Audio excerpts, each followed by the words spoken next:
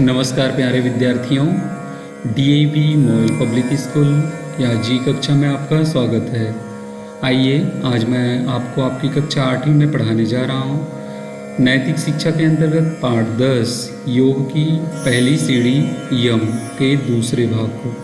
इसके पूर्व वीडियो में मैंने आपको योग की पहली सीढ़ी यम के अंतर्गत यम के 5 अंग में अहिंसा के बारे में बताया था। आइए आज हम पढ़ने जा रहे हैं दूसरा और तीसरा अंग सत्य और अस्तेय के बारे में।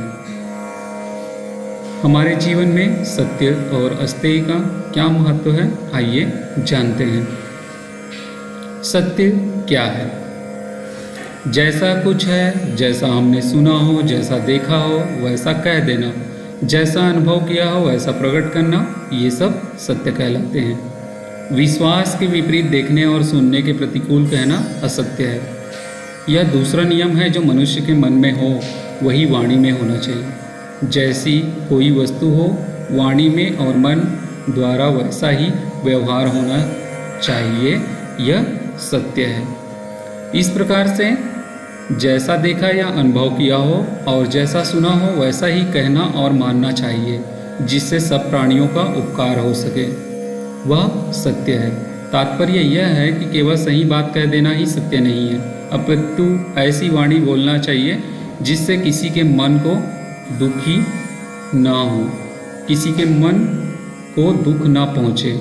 मनुस्मृति में कहा गया है, सत्यम ब्रूयात प्रियम ब्रूयात माँ ब्रूयात सत्यम अप्रियम, अर्थात सत्य बोलो, प्रिय बोलो।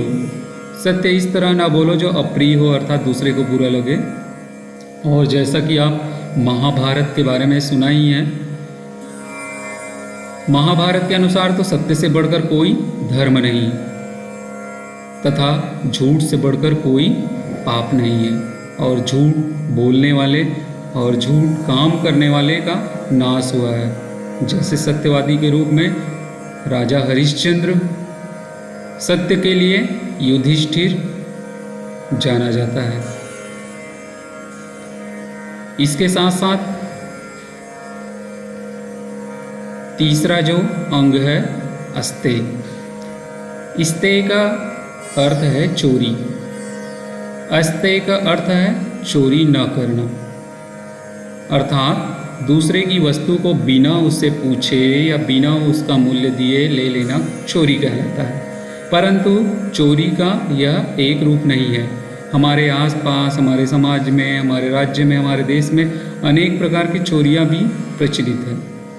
जैसे घटिया माल को बढ़िया बताकर बेचना, मिलावट करना, कम तोलना या नापना, एक प्रकार से चोरी ही तो है। जो निर्धारित काम से कम काम करता है, अपने काम को लगन से नहीं करता है, जी चुराता है, वह भी चोर है, अर्थात अपने कर्मों का चोर है। यह व्यक्तिगत व सामाजिक दोनों तरह से हानिकारक।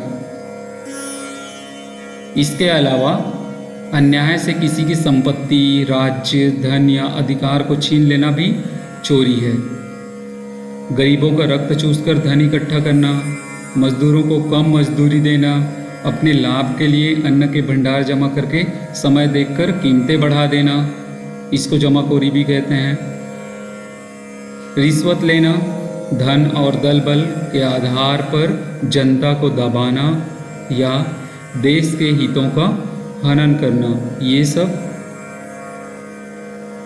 चोरी कहलाता है। और इसके आधार पर व्यक्तिगत हानि के साथ साथ सामाजिक और संपूर्ण देश में भी समस्याओं का सामना करना पड़ता है। इससे प्रत्येक व्यक्ति को हानि तो होती है, साथ साथ पूरे देश को भी हानि होने लगती है। इन सभी काम को व्यक्ति को हानि तो पहुंचते ही है, साथ ही सामाजिक उन्नति भी रुक जाती है, सुख शांति में बाधा आती है। इसीलिए ऋषियों ने कहा है, यदि सारे मनुष्य अस्तेय के मार्ग पर चल पड़े तो दुनिया से आर्थिक संकट दूर हो जाए और युद्ध समाप्त हो जाए। क्यों? क्योंकि लोग चोरी और बेईमानी के आधार पर धन इकट्ठा करना चाहते हैं। फलस्वरूप दूसरे जो व्यक्ति है जिनको मिलना चाहिए उनको आर्थिक संकट का सामना करना पड़ता है। इनके कारण छोटी बड़ी युद्ध भी होती। तो अगर प्रत्येक व्यक्ति अस्तेय के मार्ग पर चलने लगे तो ये सारी बाधाएं खत्म हो जाएगी। प्यारे बच्चों, आपने अभी सत्य और अस्तेय के बारे में जाना। अब अभ्यास कार्य। अस्तेय का पालन करने से मनुष्य को क्या लाभ होता है, इसके बारे में आप अपनी अभ्यास पुस्तिका में लिखेंगे। आज के लिए बस इतना ही। बहुत बहुत धन्यवाद।